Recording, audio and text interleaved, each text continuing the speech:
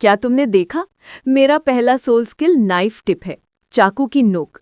मैंने तो एक एक्स्ट्रा 10,000 फेडरल कॉइन्स खर्च करके एक स्पिरिट मास्टर को बुलाया था ताकि वो मेरी मदद से ये स्पिरिट सोल चुने। क्योंकि ये स्पिरिट सोल भी एक चाकू है, ये सीधे मेरे मार्शल सोल को पूरा करता है। मेरी नाइफ टिप सबको हरा देगी। टांग वुलन ने भौं सिकोड़ ली। तुम इतनी बकवास क्यों कर रहे हो? वान युनचाओ ने उसे घूरते हुए कहा। अब भी तुम कह रहे हो कि मैं बकवास कर रहा हूं? मैं बस इसलिए कह रहा हूं क्योंकि मैं नहीं चाहता कि तुम्हें चोट लगे। बस जल्दी से हार मान लो तो मैं तुम्हें छोड़ दूंगा, अगर नहीं तो मेरी नाइफ टिप तुम्हें बिल्कुल नहीं छोड़ेगी। इतना कहकर वान युनचाओ ने अपनी कलाई झटक दी और चाकू की नोक उड़कर पास के एक पौधे के तने पर जा लगी। वो तना कटोरे जितना मोटा था, लेकिन फिर भी एक ही झटके में कट गया। टांग वुलन ने उसे तिरस्कार भरी नजरों से देखा। पौधे भी जीवित प्राणी होते हैं, तुमने बिना वजह उस पौधे को क्यों काट दिया? वान युनचाओ कुछ बोलने ही वाला था कि उसने देखा कि उसी समय टांग वुलन के पैरों के चारों ओर एक सफेद रिंग प्रकट हो गई। उसके हाथ की हथेली से ब्लू सिल्वर ग्रास की बेलें निकलने लगी, लेकिन वे पतली बेलें सीधे वान युनचाओ की ओर नहीं बढ़ी, बल्कि हवा में टांग वुलन के चारों ओर घूमने लगी। कुछ ही क्षणों में जंगल से चीखें की आवाजें गूंज उठी। पा पा पा, अयो दर्द हो रहा है। टांग वुलन, तुम शर्मनाक हो, अगर हिम्मत है तो पास आकर लड़ो। पा पा पा, अयो अयो, मैं हार मानता हूँ, कृपया मुझे छोड़ दो। तुमने अपने ब्लू सिल्वर ग्रास का ये तरीका कहाँ से सीखा? जब दोनों बच्चे जंगल से बाहर आए तो उनमें से वान युनचाओ की हालत सबसे खराब थी। उसके पूरे शरीर पर बेलों के निशान थे। टांग वुलन अभी तक अपने ब्लू सिल्वर ग्रास को पूरी तरह नियंत्रित नहीं कर पाता था। नार को ढूंढते ढूंढते उसने ध्यान करना भी लगभग छोड़ दिया था। फिर भी जब उसने वान युनचाओ पर हमला किया तो बेलों की मार में कोई कमी नहीं थी। दोनों बच्चे थे, इसलिए उन्हें असली लड़ाई की तकनीक नहीं आती थी। ब्लू सिल्वर ग्रास की 1 इंच मोटी बेल बेहद मजबूत थी। वान युनचाओ की छोटी चाकू और नाइफ टिप दूर से हमला नहीं कर सकते थे, और उसे अन्य युद्ध तकनीकें नहीं आती थी, इसलिए नतीजा स्पष्ट था। क्यों, ऐसा क्यों हुआ? मेरे पास सोल स्किल था, फिर भी मैं हार गया। वान युनचाओ ने गुस्से से टांग वुलन से कहा, जो उस समय उसे सहारा देकर खड़ा कर रहा था। टांग वुलन ने नाराज होकर कहा, टीचर लिन ने पहले ही कहा था कि तुम्हारा मार्शल सोल नज़दीकी युद्ध के लिए उपयुक्त है, यानी तुम एजिलिटी अटैकर के रास्ते पर हो सकते हो, लेकिन तुम इतने मोटे हो, तुम तेज कैसे बनोगे? तो फिर मेरी नाइफ टिप तुम्हारे ब्लू सिल्वर ग्रास को क्यों नहीं काट पाई? टांग वुलन ने उत्तर दिया, ये मेरे ब्लू सिल्वर ग्रास की विशेषता है, जब तक मेरी सोल पावर खत्म नहीं होती तुम इसे काट नहीं सकते। वान युनचाओ ने आसमान की ओर देखते हुए चिल्लाया, मैं वजन घटाऊंगा, मैं एक एजिलिटी अटैकर बनूंगा। टांग वुलन ने हंसते हुए कहा, तो आज रात क्या खाओगे? मुझे लगता है शायद सुअर का कंधा, पॉर्क शोल्डर। थोड़ा घायल वान युनचाओ को घर छोड़कर टांग वुलन तुरंत मंगतियान की कार्यशाला की ओर भागा। उसे ये देखकर आश्चर्य हुआ कि मंगतियान पहले से ही उसका इंतजार कर रहे थे। टीचा, टांग वुलन ने आदरपूर्वक कहा। जब से उसे पता चला कि उसके शिक्षक एक 40वीं लेवल के सोल एंसेस्टर है, उसकी श्रद्धा और भी बढ़ गई थी। मंगतियान ने सिर हिलाते हुए पूछा, तो क्या तुमने ग्रेजुएशन कर लिया? हाँ, मैंने कर लिया। अब तुम ईस्ट सिटी के इंटरमीडिएट सोल एकेडमी में जाओगे? हाँ, मैं आपको बताने ही वाला था। जब मैं ईस्ट सिटी पढ़ने जाऊंगा तो मैं यहाँ आपसे फोर्जिंग नहीं सीख पाऊंगा। मंगतियान ने शांत स्वर में कहा, मैं सिर्फ यहाँ इसीलिए रहता हूँ क्योंकि मुझे शांति पसंद है, लेकिन इसका मतलब ये नहीं कि मैं ईस्ट सिटी नहीं जा सकता। वास्तव में मेरे सभी काम ईस्ट सिटी से आते हैं। तुम्हारी फोर्जिंग की शिक्षा रुकनी नहीं चाहिए। वहाँ मेरा एक वर्कशॉप है, मैं तुम्हारे लिए भी एक अलग वर्कशॉप बनवाऊंगा। समय समय पर मैं आकर तुम्हें सिखाऊंगा। टांग वुलन के दिल में एक गर्माहट सी उठी। टीचर, आप? मंगतियान ने उसे सख्ती से देखा। ईस्ट सिटी एक बड़ा शहर है, वो यहाँ जैसा नहीं है। वहाँ जाने से पहले तुम्हें मेरी परीक्षा पास करनी होगी, अगर नहीं तो तुम्हें मुझसे फोर्जिंग सीखने का अधिकार नहीं होगा। परीक्षा? टांग वुलन ने हैरानी से पूछा। टीचर, कौन सी परीक्षा? मंगतियान की आंखों में चमक आई। 1000 रिफाइन्स। टांग वुलन ने उत्साह से पूछा। टीचर, क्या अब मुझे आप 1000 रिफाइन्स सिखाएंगे? मंगतियान ने सिर हिलाया। तुमने स्पिरिट सोल के साथ फ्यूजन कर लिया है और तुम्हारी ताकत अब काफी बढ़ गई है। अब तुम 1000 रिफाइन्स झेल सकते हो। अगर तुम इसे एक बार सफलतापूर्वक पूरा कर लेते हो तो परीक्षा पास मानूंगा। इतना कहते ही मंगतियान के दिल में एक अजीब सी भावना उठी। उन्हें याद आया कि जब उन्होंने पहली बार 1000 रिफाइन्स किया था तो वो 15 साल के थे और उनका सोल पावर 20 लेवल से अधिक था। उनका मार्शल सोल अर्थ हैमर था, जिसमें अपार भाड़िक शक्ति थी। फिर भी 15 वर्ष की उम्र में इसे पूरा करना उन्हें ब्लैक स्मिथिंग की दुनिया में एक प्रतिभा के रूप में मान्यता दिला गया था। दुर्भाग्यवश, टीचर, क्या हम शुरू कर सकते हैं? टांग वुलिन की उत्साहित आवाज में मंगतियान को उनके विचारों से बाहर निकाला। ठहरो, पहले मुझे तुम्हारी ताकत का अंदाजा लगाना होगा। पिछले कुछ दिनों में तुमने कई बार अपने कार्य में असफलता पाई है। एक तो तुम ध्यान नहीं लगा पा रहे थे, दूसरा लगता है कि तुम्हारी शक्ति नियंत्रण में कुछ समस्या आई है। मंगतियान ने अपने शिष्य को ध्यान से देखा था और उसकी कमजोरी को पहचान लिया था। वास्तव में टांग वुलिन खुद भी ये महसूस कर चुका था। स्पिरिट सोल से जुड़ने के बाद जब उसने पहली बार हथौड़ा चलाया तो हवा चीरने जैसी आवाज आई थी। उसकी शक्ति सचमुच बहुत बढ़ गई थी। नार की तलाश और उसके जाने के दुख में उसने अपने शरीर की स्थिति पर ध्यान नहीं दिया था। अब जब मंगतियान ने उसे याद दिलाया तब उसे एहसास हुआ कि यह समस्या पहले ही शुरू हो चुकी थी। इसलिए पिछले कुछ दिनों में जब उसने फोर्जिंग करने की कोशिश की तो उसकी अत्यधिक शक्ति के कारण कई बार काम बिगड़ गया। मंगतियान उसे अपने व्यक्तिगत वर्कशॉप में ले गए। वो स्थान टांग वुलिन के कार्यक्षेत्र से कहीं अधिक अव्यवस्थित था। वहां औजारों के ढेर में उन्होंने एक विशेष यंत्र निकाला, पावर टेस्टिंग डिवाइस। यह यंत्र 2 भागों से बना था, नीचे चौकोर आधार और ऊपर गोलाकार धातु का स्तंभ। इसके पीछे 2 मीटर ऊंचा धातु का खंभा था जिसमें पारा भरा हुआ एक पतला ट्यूब था। किसी भी लोहार को अपनी ताकत मापने के लिए बस उस धातु के खंगे पर हथौड़ा मारना होता था। मार की तीव्रता के अनुसार ट्यूब में पारा ऊपर उठता था और उसी से ताकत का अंदाजा लगाया जाता था। परीक्षण के लिए 50 किलोग्राम वजन वाला हथौड़ा इस्तेमाल किया जाता था और ये यंत्र अपने आप हथौड़े के वजन से उत्पन्न अतिरिक्त बल को घटा देता था। जब से टांग वुलिन ने मंगतियान से प्रशिक्षण शुरू किया था, वो हर साल एक बार अपनी ताकत की जांच करता था। पहली बार जब उसने परीक्षण किया, वो 7 साल का था और उसकी शक्ति 70 किलोग्राम मापी गई। 8 साल की उम्र में ये बढ़कर 100 किलोग्राम हो गई। इतनी कम उम्र में इतनी शक्ति चौंकाने वाली थी।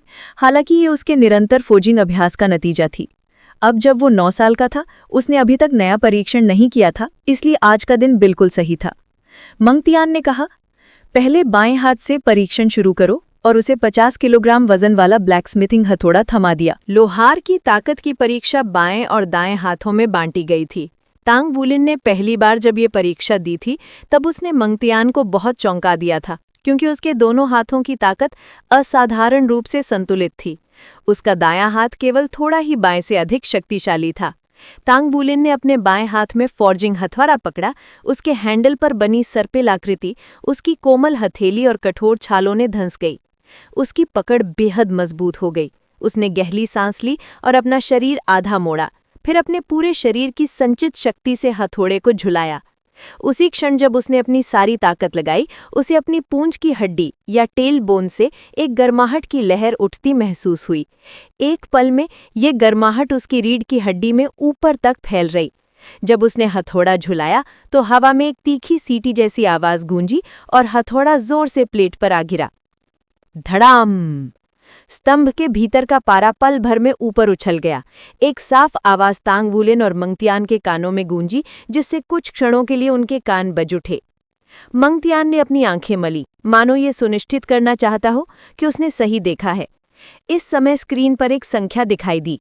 इलेक्ट्रॉनिक आवाज ने ठंडी ध्वनि में कहा, प्रहार शक्ति 483 किलोग्राम। टांग वुलिन और मंगतियान दोनों स्तब्ध खड़े रह गए। पिछले साल जब उसने ये परीक्षा दी थी तो उसके दाएं हाथ की ताकत 200 किलोग्राम तक पहुंची थी, जिससे मंगतियान पहले ही हैरान हो गया था। लेकिन अब ये संख्या पूर्ण वयस्क भाई लॉन्ग से भी अधिक थी। सिर्फ 1 साल में उसकी ताकत में ये जबरदस्त वृद्धि, और ये तो केवल उसका बायां हाथ था। एक 9 साल का बच्चा जो एक हाथ से लगभग 500 किलोग्राम ताकत लगा सकता है, ये तो सचमुच जन्मजात दिव्य शक्ति थी। मंगतियान ने अपनी भावनाओं को दबाते हुए कहा, अब दायां हाथ। टांग वुलिन ने हथौड़ा अपने दाएं हाथ में लिया, गहरी सांस ली। उसकी आंखों की गहराई में सुनहली चमक की एक झिलमिलाहट दिखाई दी। उसने फिर से अपने शरीर को मरोड़ा और पूरे बल से झुलाया।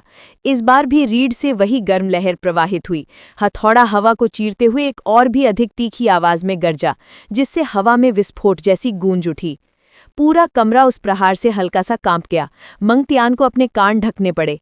प्रहार शक्ति 543 किलोग्राम। 543 किलोग्राम! वो 500 किलोग्राम की सीमा पार कर चुका था।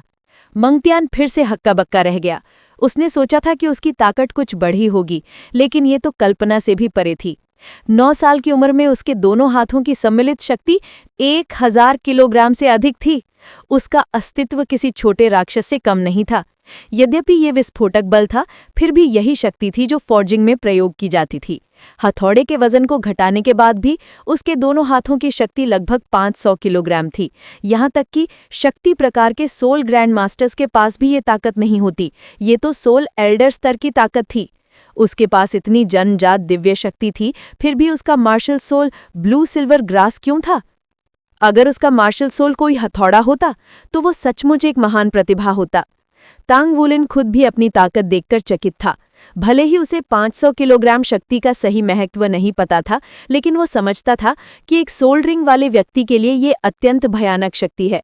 बहुत कम लोग इस स्तर तक पहुंच सकते हैं, वो भी सोल स्किल का उपयोग करते हुए। शिक्षक, क्या मैं सचमुच 1000 रिफाइनमेंट सीख सकता हूँ? उसने हिचकिचाते हुए पूछा। मंगत्यान अपनी तंद्रा से जागे और सिर हिलाया। मैंने नहीं सोचा था कि तुम्हारी शक्ति इस स्तर तक पहुंच जाएगी। चलो, तुम्हारे फॉर्जिंग रूम में चलते हैं। फॉर्जिंग रूम लौटने पर मंगत्यान ने एक सिल्वरी सफेद धातु का टुकड़ा निकाला। मैंने तुम्हें पहले ही सिखा दिया है कि कौन सी धातुएं 1000 रिफाइनमेंट्स के लिए उपयुक्त हैं। ये हैवी सिल्वर है। इसकी लचीलापन या डक्टिलिटी अत्यंत उत्कृष्ट है और ये सोल पावर को बहुत अच्छे से संचरित करता है। केवल 1000 रिफाइनमेंट से इसकी पूर्ण क्षमता को उजागर कर सकता है। अब इसे लो और अपना पहला 1000 रिफाइनमेंट प्रयास करो। 1000 रिफाइनमेंट्स का मतलब केवल धातु को 1000 बार पीटना नहीं है। इसका असली मतलब है लगातार फॉर्जिंग के दौरान उसकी अशुद्धियों को हटाना और उसके घनत्व को बढ़ाना। सबसे महत्वपूर्ण प्रभाव है रिफाइनिंग। जब तक धातु को सुधारा और संवर्धित न किया जाए, तब तक उसे 1000 रिफाइनमेंट नहीं कहा जा सकता। उदाहरण के लिए, जिस 1000 रिफाइंड टंगस्टन हैमर का तुम उपयोग कर रहे हो, उसमें टंगस्टन स्टील पहले से ही बहुत मजबूत था, लेकिन 1000 रिफाइनमेंट्स के बाद उसका आकार 1/3 घट गया और उसकी ताकत दुगनी हो गई। इसके अलावा उसका वजन 30% बढ़ गया। ये केवल गुणात्मक परिवर्तन से ही संभव है। टंगस्टन स्टील का रिफाइनमेंट सबसे सरल माना जाता है, लेकिन असाधारण 1000 रिफाइनमेंट्स और भी विचित्र प्रभाव उत्पन्न कर सकते हैं। जितना बेहतर रिफाइनमेंट का प्रभाव, उतनी ही अधिक धातु की कीमत। इस स्तर पर पहुंचने के बाद हर वस्तु बनाने से पहले धातु को 1000 रिफाइन करना आवश्यक है। इसी कारण 1000 रिफाइंड धातु से बनी वस्तु साधारण 100 फोर्ज्ड वस्तु से 100 गुना अधिक मूल्यवान होती है। केवल तभी जब तुम 1000 रिफाइनमेंट्स में निपुण हो जाओगे, तुम एक सच्चे ब्लैकस्मिथ कहलाओगे। तांग वुलिन ये नहीं जानता था कि 90% ब्लैकस्मिथ्स के लिए मंगत्यान द्वारा बताई गई ये अवस्था एक अप्राप्य सपना था। 1000 रिफाइनमेंट्स के लिए केवल ताकत ही पर्याप्त नहीं थी, सबसे जरूरी थी धातु की समझ, विशेषकर धातु के भाव को महसूस करना। तांग वुलिन ने 3 वर्षों तक कड़ी मेहनत की थी। अब अपनी जन्मजात दिव्य शक्ति के साथ वो अंततः इस परीक्षा के योग्य हो चुका था। शिक्षक, 1000 रिफाइनमेंट्स करते समय कौन सी तकनीकें आवश्यक है? तांग वुलिन ने पूछा। मंगत्यान ने सिर हिलाया। ऐसी कोई तकनीक नहीं है जो मैं तुम्हें सिखा सकूं। मैं केवल इतना कह सकता हूं कि जब तुम फॉर्जिंग करो तो धातु को एक जीवित प्राणी की तरह समझो। तुम्हें फॉर्जिंग के दौरान उससे संवाद करना होगा। केवल तभी जब तुम उसे पूरी तरह समझोगे, वो तुम्हें अपनी स्वीकृति देगा। उसके रहस्यों, उसकी रगों को खोजो। 1000 रिफाइनमेंट्स को थॉट फॉर्जिंग भी कहा जाता है। हर ब्लैकस्मिथ की अपनी अलग स्टाइल होती है। अपने दिल से फॉर्जिंग करो। मेरी बातों को समझने की कोशिश करो। जी शिक्षक, तांग वुलिन ने सिर हिलाया। उसने सोचा कि शिक्षक उसे एक प्रदर्शन करके दिखाएंगे, लेकिन लगता था कि मंगत्यान का इरादा उसे स्वयं सीखने देने का था। उसने फॉर्जिंग टेबल खोली, हैवी सिल्वर का टुकड़ा भट्टी में रखा और उसे गर्म करना शुरू किया। ये हैवी सिल्वर लगभग 30 सेंटीमीटर का टुकड़ा था, जो हल्की चांदी जैसी चमक बिखेर रहा था। जब वो फॉर्जिंग भट्टी में गया, तांग वुलिन ने मंगत्यान द्वारा पहले सिखाए गए उसके गुणों को याद किया। हैवी सिल्वर एक दुर्लभ धातु थी, जो केवल समुद्र की सतह से 1 किलोमीटर से अधिक गहराई पर पाई जाती थी। ये अत्यंत कठोर थी, लेकिन उच्च तापमान पर बहुत लचीली हो जाती थी। ये सोल पावर के उत्कृष्ट चालक थी और उसे 5 से 10% तक बढ़ा भी सकती थी। चाहे औद्योगिक उपयोग में लिया जाए या मेका निर्माण में, ये धातु अत्यंत उपयोगी और मूल्यवान थी। फिर भी हैवी सिल्वर में एक बड़ी कमी थी, इसका अत्यधिक घनत्व और वजन। ये लगभग 200 से 300 किलोग्राम की थी, जबकि इसका आकार केवल 30 सेंटीमीटर का था। इसी कारण इसका उपयोग बड़े मेका निर्माण में कठिन था और ये अधिकतर सॉलिड सोल डिवाइसेस में प्रयुक्त होती थी। समुद्र तटीय नगरों में ये धातु आम थी और वहां की प्रमुख आय का स्रोत मानी जाती थी। मंगत्यान द्वारा दिया गया ये टुकड़ा अत्यंत शुद्ध था। उसका रंग एक समान था, जिससे पता चलता था कि ये पहले से शुद्धिकृत था। भट्टी की भीषण गर्मी में वो कठोर धातु धीरे धीरे मुलायम हो गई और अब फॉर्जिंग के लिए उपयुक्त अवस्था में थी। तांग बुलिन ने अपने 1000 बार गढ़े गए टंगस्टन हथौड़े उठाए जब उसे हेवी सिल्वर के बारे में अपना ज्ञान याद आया। हथौड़ों के ठंडे हैंडल ने उसे ताजगी से भर दिया। उस पल में उसका सारा अवसाद मिट गया। उसके मन में केवल 2 शब्द गूंज रहे थे, 1000 रिफाइनमेंट्स। यदि कोई ध्यान से देखता तो पाता कि 1000 बार गढ़े गए टंगस्टन हथौड़ों का शरीर काला पड़ गया था। हथौड़ों पर धातु की सतह पर हल्के फूल जैसी आकृतियां उभर आई थी, जो 1000 फोर्जिंग्स की विशिष्ट पहचान थी। आधे घंटे तक हेवी सिल्वर को भट्टी में गर्म करने के बाद आखिर वो फोर्जिंग के लिए उपयुक्त तापमान पर पहुंच गया। तांग बुलिन ने हेवी सिल्वर को बाहर निकाला। उसने अपने हथौड़े मजबूती से थामे और अपनी दृष्टि उस पर केंद्रित की। उसने दाएं हाथ का हथौड़ा उठाया और हल्के से उसे ठोका। डिंग! ये परीक्षण प्रहार था। किसी भी लोहार द्वारा असली काम शुरू करने से पहले धातु की कठोरता जांचने के लिए ये किया जाता था। मंगत्यान ने जब तांग बुलिन का एकाग्र चेहरा देखा तो संतोष से सिर हिलाया। ये बच्चा अत्यंत संवेदनशील था, वरना केवल 3 वर्षों में इतनी ठोस नींव नहीं रख पाता।